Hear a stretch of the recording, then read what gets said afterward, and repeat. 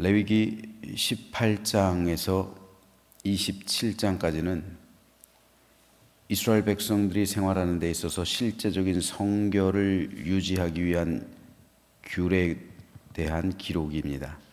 특별히 오늘 우리가 읽은 20장 전체는 이스라엘 백성들이 장차 들어가게 될 가나안 땅에 살아가는 사람들이 행하던 가증했던 일들, 특별히 성적인 일들, 성적인 타락의 그런 현상들, 그리고 무당을 섬기고 또한 우상을 섬기는 그런 일들에 관해 나열하고 있는데, 하나님께서는 이스라엘 백성들이 만약 그들의 이런 죄악들에 오염된다면 강력하게 처벌할 것을 명령하고 있습니다. 그 처벌의 내용이 크게 7가지예요. 이를 구체적으로 살펴보면 이렇습니다. 죽일 것이다. 2절, 4절, 9절, 10절, 11, 12, 13, 15, 16, 27절에 죽일 것이다. 이런 일을 행하는 자들은 반드시 죽이라, 이 말이에요. 끊을 것이다. 3절, 5절, 6절, 16절, 18절에 기록되어 있어요. 그 피가 자기에게로 돌아갈 것이다. 12절, 13, 16, 27절이. 그가 그의 죄를 담당할 것이다. 19절, 20절. 자식이 없이 죽을 것이다. 20절, 21절. 그를 불사르라. 14절. 돌로 그를 치라. 27절. 결국 다 죽음에 대한 심판으로 귀결되고 있죠. 이러한 내용으로 20장은 크게 세 문단으로 나눌 수가 있어요. 9절까지는 우상 숭배자 및 신접한 자와 부모를 저주한 자에 대한 사형 명령을, 10절에서 21절은 각종 성범죄자에 대한 처벌 규례를, 22절에서 27절은 일반 백성들의 성결 관련 규례 전체를 끝맺는 말, 즉 18장에서부터 19장, 20장 이렇게 3장에 거쳐서 일반 백성들의 성결 관련 규례에 대해서 말씀하셨는데 그 전체를 끝맺는 말입니다. 자, 오늘은 이 가운데서 2절, 3절 말씀에 대해서 잠시 살펴보겠습니다. 너는 이스라엘 자손에게 또 이르라. 그가 이스라엘 자손이든지 이스라엘에 거류하는 거류민이든지 그의 자식을 몰렉에게 주면 반드시 죽이되 그 지방 사람이 돌로 칠 것이요 나도 그 사람에게 진노하여 그를 그의 백성 중에서 끊으리니 이는 그가 그의 자식을 몰렉에게 주어서 내 성소를 더럽히고 내 성호를 욕되게 하였습니다. 자, 여기서 우리가 2가지를 살펴봐야 되는데요. 첫째로 몰렉에게 자식을 준 사람을 반드시 죽이되 그 지방 사람이 돌로 쳐라. 이것이 첫 번째 우리가 좀 생각해 봐야 돼요. 몰렉이란 그 가나안 땅에 있었던 신의 이름이에요. 그 몰렉은 청동으로 신상을 만들었는데 머리는 황소, 그리고 앉아있는 자세, 그리고 양팔을 이렇게 손에 뻗고 있어요. 그리고 움푹하게 파여서 여기에다 어린 아기가 인신제사에, 쉽게 말해서 번제단에 어린 양을 잡잖아요. 태우잖아요. 그런데 이게 번제단이에요. 그 몰렉에게 있어서는. 몰렉 신상을 만들고 여기다가 인신제사, 어린 아기를. 그런데 앉아있는 그 자리에다가 시뻘겋게 밑에다가 이 나무를 태우는 거예요. 그럼 청동이 시뻘겋게 달아오를 거 아니에요. 그 달아오른 데다가 아기를 넣는 거예요. 아기를. 인신제사를 드리는 거예요. 이게 몰렉에게 자녀를 주어 불로 지나가게 한다라는 의미예요. 불로 지나가게 한다. 그 불에다 놓는 거예요. 시뻘겋게 달가진 청동에다가 아기를. 인신제사가 의외로 많았어요. 대표적인 신이 그모스 신도 그래요. 모압과 암몬이 섬기던 모압은 그모스 신, 암몬은 몰렉 신이잖아요. 밀곰이라고도 하고요. 그런데 이미 가나안 땅에서 이 신들이 성행하고 있었단 말이에요. 이렇게 몰렉에게 자식을 주는 사람들, 인신제사를 하는 사람들은 반드시 죽여라. 그런데 그 지방 사람이 돌로 쳐라. 뭡니까? 지방 사람이라면 같은 마을 사람이에요. 같은 마을 사람들이 자기들이 자기를 죽이는 거예요. 이건 죄를 끊어내는 일은 쉽지 않은 일이에요, 여러분. 그 지방 사람이 남들이 와서 그 사람들을 죽이는 게 아니라 자기들끼리 정화시키라는 거예요. 이런 일이 있었죠. 그런 예가 있었잖아요. 모세가 십계명을 받으러 올라갔을 때 내려왔죠. 하나님께서 내려가라. 네 백성이 부패했다. 내려가 봤더니 금송아지를 섬기고 있었잖아요. 모세가 말하죠. 여호와의 편에 서 있는 자가 누구냐? 그때 레위인들이 나가잖아요. 원래 레위인들은 시므온 족속과 함께 야곱에게 저주를 받았잖아요. 그런데 이 일, 여호와의 편에 서 있는 자가 누구냐? 내게로 나와라. 나갔어요. 레위인들이 형제 자매를 죽였어요. 그래서 그 여호와의 백성을 정결하게 했어요. 그래서 하나님께서는 레위인들을 선택하신 거예요. 근데 시므온은 그게 없었기 때문에 시므온 족속은 그냥 멸절해 가요. 야곱의 유언대로. 그러나 레위는 여호와의 편에 서 있는 자가 누구냐? 그 말씀 한마디에 서서 형제 자매를 돌이켜 죽여요. 그래서 하나님께서는 레위 지파를 하나님의 도구로 삼으신 거예요. 이거예요. 그 지방 사람들이 돌로 쳐 죽여라. 다시 말해서 자기 형제 자매를 죽이라는 거예요. 이게 쉬운 일입니까?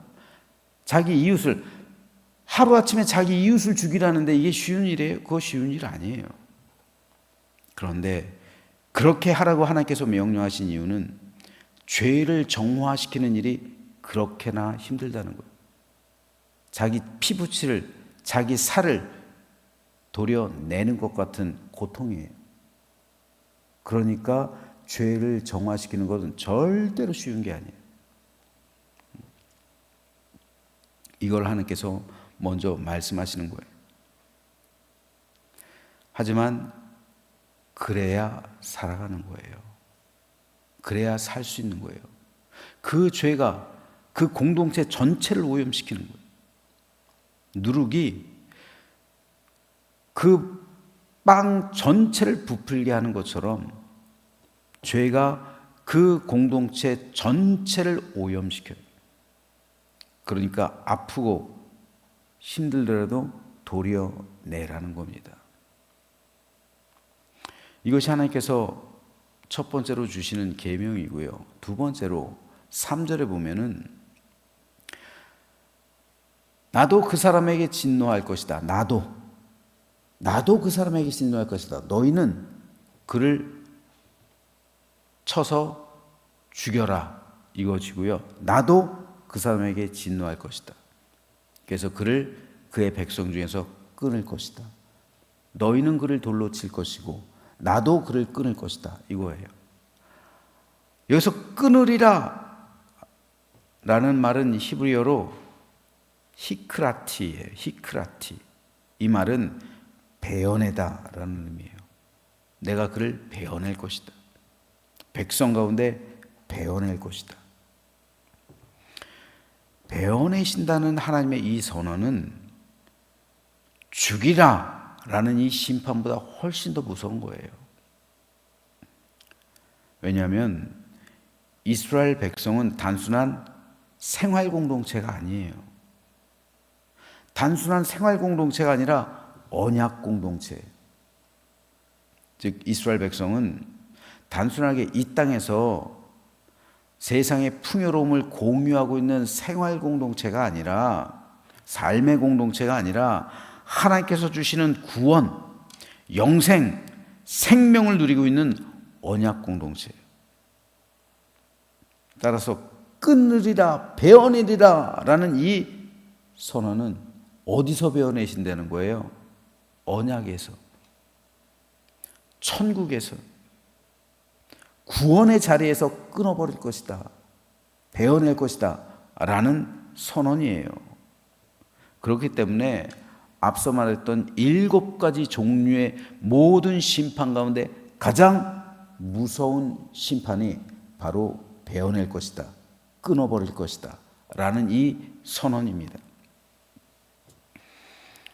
한 번 죽는 것은 사람에게 정해진 것이요 그 후에는 심판이 있으리니. 히브리서 기자의 이 고백의 말씀과 같이 사람은 언젠가 때가 되면 죽을 수밖에 없죠. 언젠가 우리 모두 죽어요. 그러나 죽음 이후 구원으로부터 끊어진 사람이 있어요. 그렇죠? 하나님께서 베어낸 사람이 있단 말입니다. 그 사람은 영원한 지옥불에 들어가요. 따라서 끊어질 것이라는 하나님의 이 선언은 모든 심판보다 무서운 거예요. 가장 무서운 심판이 바로 이 끊을 것이다 라는 이 심판. 나도 그 사람을 끊을 것이다. 너희가 너희 이웃, 너희 형제 자매를 돌로 쳐 죽이는 것보다 나도 그를 끊어버릴 것이다. 나도 아프다는 거예요. 나도. 너희도 아프겠지. 너희도 너희 형제 자매를 치는 것 아프겠지. 나도 아파. 하지만 나도 끊어낼 것이야. 그럼에도 불구하고. 이 말씀이에요. 너희도 아플 거다. 정화시키는 거 아플 거다. 하지만 나도 아프다. 그러나 나도 아프지만 끊어낼 것이다. 너희 모두를 살리기 위해서. 이 말씀이에요. 안타까운 사실은 적지 않은 성도가 천국과 지옥의 실제를 깨닫지 못하고 생활하고 있어요. 천국과 지옥이 실제로 존재하는지 의식하지 않는다는 말이에요.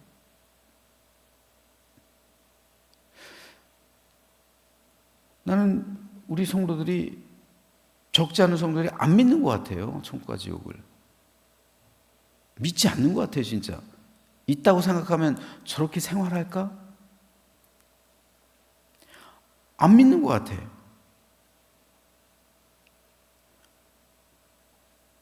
이에 대해서 예수님께서는 몸은 죽여도 영혼은 능히 죽이지 못하는 자들을 두려워하지 말고 오직 몸과 영혼을 능히 지옥에 멸하실 수 있는 이를 두려워하라. 몸은 죽여도 영혼을 죽이지 못하는 존재가 누굽니까? 사탄이잖아요. 세상 이 적그리스도들이잖아요. 몸은 죽일 수 있지만 내 영혼을 어떻게 죽여요? 하지만 하나님은 그 영혼을 지옥으로도 보낼 수 있어요. 그러니까 하나님만 두려워하라는 거예요. 세상 두려워하지 말라는 거예요. 이게 예수님 말씀이에요.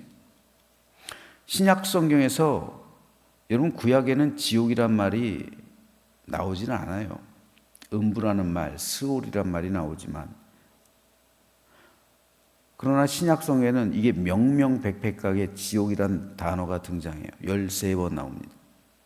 그 13번 가운데 예수님이 9번 사용하셨어요.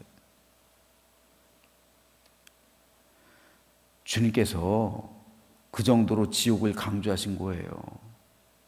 천국도 많이 말씀하셨어요.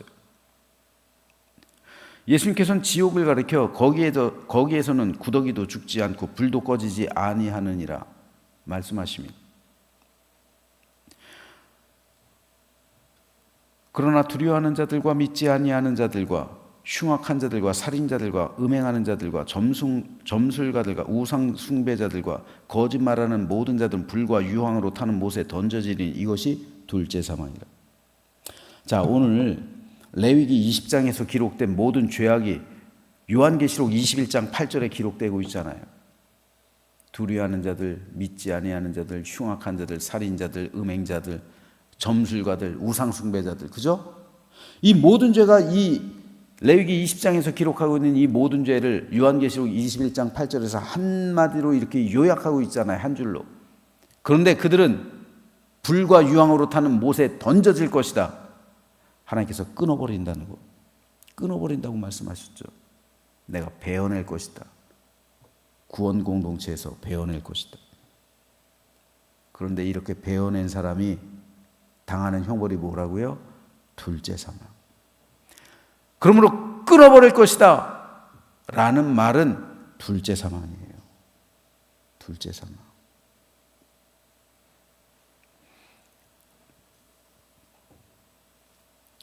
이것은 오늘 살아가고 있는 우리에게도 여전히 선언하고 계신 하나님의 음성이에요.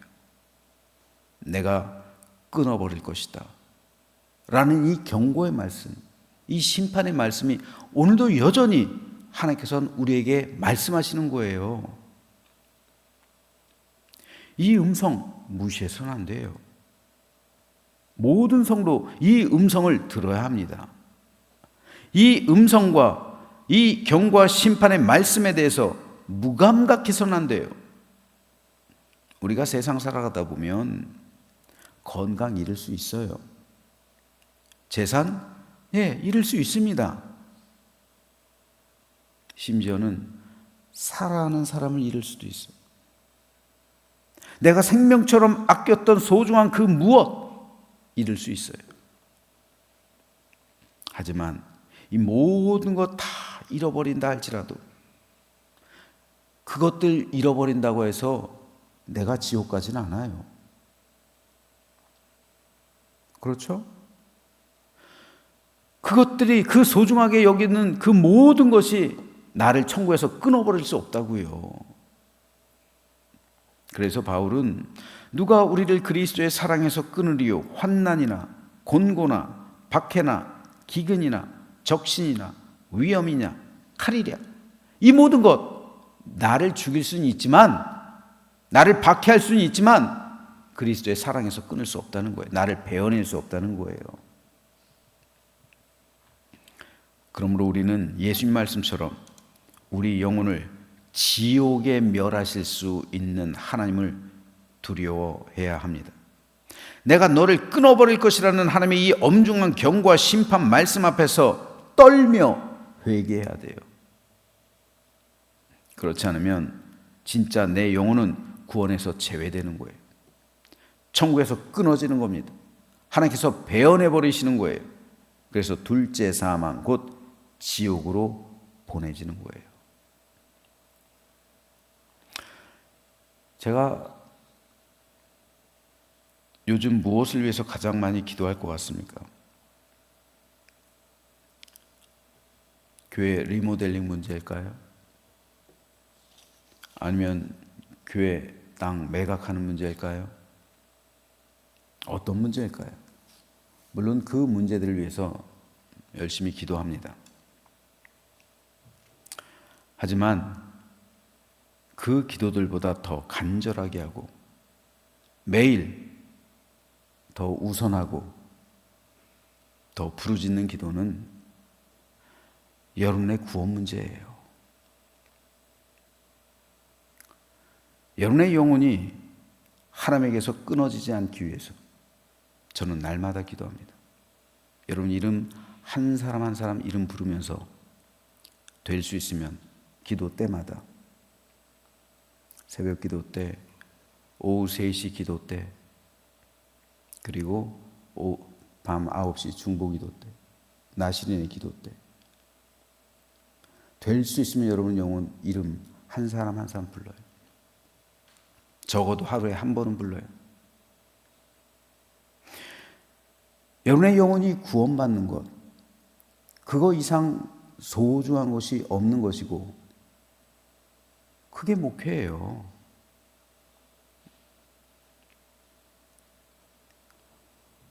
그래서 날마다 하나님께 매달릴 수밖에 없어요. 그런데 얼마 전에 이 문제를 두고 하나님께 기도하는데 이런 음성이 들려요. 제가 뭐가 고민이냐면, 하나님, 우리 성도들 가운데 지옥 가는 사람, 있다면 저 어떻게 해야 됩니까? 우리 성도들 가운데 지옥 가는 사람이 있다면 그 책임 그거 누가 져야 됩니까? 그거 어떻게 해요? 이 고민이 되는 거예요. 그 책임 저한테 묻지 않겠습니까, 하나님? 그런데 제 안에서 들리는 음성이 너 기도하지 않냐? 넌 기도하지 않냐? 그 영혼들 위해서 기도하면 됐다. 이 말씀이 들리는데 제가 위로를 받았어요. 제 마음이 평안해졌어요. 너 기도하지 않아? 기도하면 됐어. 그건 목회자의 책임 다한 거야. 구원은 내가 시키는 거지 네가 시키는 거 아니야. 이런 감동이 왔어요. 문제가 뭡니까? 목사가 기도하지 않는 거예요. 성도들의 영혼을 두고. 그 말씀. 기도하지 않으면 내가 그 책임을 그 목회자에게 묻겠다는 거잖아요. 이게 동시에 느껴졌어요. 기도하면 됐다. 기도하지 않으면 그 책임을 묻겠다는 거잖아요. 어제 제가 나시린의 기도 때 말씀드린 목회자가 기도와 말씀에 전념해야 한다는 이유가 이거예요. 목회자는 기도와 말씀에 전념해야 돼요. 제일 중요한 게 뭡니까? 여러분들의 영혼이에요, 영혼. 여러분들 세상에서 잘 사는 것, 물론 그걸 위해서도 기도해야죠. 그런데 세상에서 잘 살고 지옥 가면 어떻게 하시려고요? 하나님에게서 끊어지면 어떻게 하시려고요? 하나님께서 베어버리시면 어떻게 하시려고요?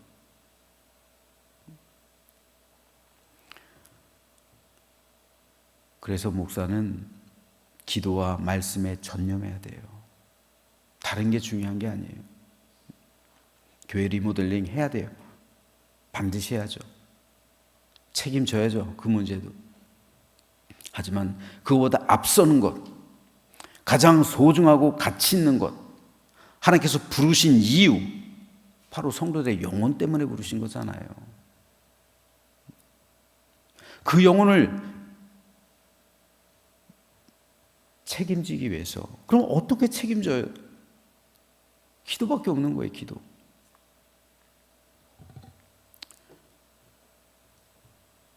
그러니까 목회자는 기도와 말씀에 전념해야 돼요. 그런데 그게 사실 내 영혼을 지키는 거예요.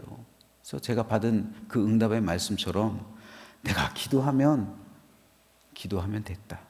그게 내 영혼을 지키는 거예요. 목사가 자기 영혼을 지키는 게 성도를 위해 기도하는 거. 그게 내 영혼을 지키는 거예요. 보니까 결국 성도를 위해 기도하는 게 내 축복이라니까요. 보니까 내 영혼을 지키는 길이라니까요. 여러분도 마찬가지입니다. 여러분의 가정에 속한 식구들 구원을 위해 날마다 기도하시기 바랍니다.